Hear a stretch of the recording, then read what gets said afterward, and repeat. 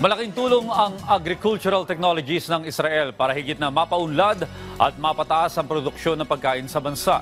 Pero ayon sa Department of Economy, Planning and Development, kailangan muna itong mapag-aralan. Si Denise Osorio sa detalye. Para matugunan ang banta ng climate change at food insecurity, magtutulungan ng Pilipinas at Israel sa larangan ng agrikultura. Ayon kay DepDev, malaki ang potensyal ng Israeli agri-technologies sa local production ng pagkain at mapababa ang presyo nito. What I'm saying is that the efforts of government are built on improving productivity and innovations like what they have. Producing more out of very limited resources is what we need here, especially management of water. Paliwanag ni Vanji Go na expert sa garden cultivation and management. Pinaka-importante pagdating sa pananim ay ang irrigation o patubig, gaya ng mga technology mula Israel.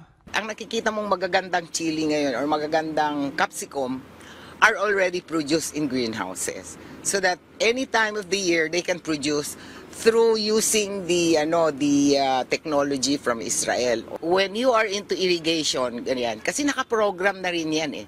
So you don't need so much labor already. You can do it eh.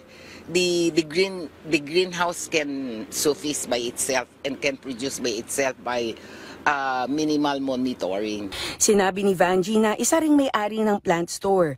Mas maganda ang production at kita kapag ginamitan ng magandang technology. Kaya mahalaga ang ugnayan ng scientists at negosyante ng dalawang bansa para maging epektibo ang mga Israeli technology sa Pinas. Ayon sa DepDev, kailangan muna ang pag-aaral dahil magkaiba ang klima at lupa ng Israel at Pilipinas. There, they can grow food in the desert. Our trust is to make technologies to invite or to attract technologies that fit into the ecosystem of small farmers. Our ecosystem in rural areas, in agriculture, is built on small systems, it's small farming. Tatlong larangan ng agriculture ang tinututukan ng Israel.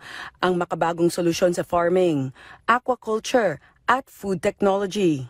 You'll see more and more AI-driven crop diagnosis, autonomous harvesting, satellite monitoring that we could learn and improve the capabilities of creating food. A lot of mobile solutions for smart for farmers. A lot of initiatives in alternative proteins into the future. Waste reduction technologies. And many more. Ayon naman sa Department of Trade and Industry, napakalaking bagay ang matulungan. Hindi lang ang agricultural sector ng bansa, kundi ang iba pang mga larangan. We are very much interested in their technology, how they do the agriculture, how they do the aqua technology, how they do the cyber security, and they have the renewable energy and so many others. Dagdag pa ng DTI, posibleng mag-generate ng dekalidad na trabaho ang paggamit ng agri-technology na siyang layunin din ni Pangulong Ferdinand R. Marcos Jr. And once we get into technology, the jobs that are being offered are high-paying jobs. So kahit papano, yung mga Pilipino magle-level up na po sila. We can expect now better jobs, better paying jobs for our Filipinos. Denise Osorio, para sa Pambansang TV, sa Bagong Pilipinas.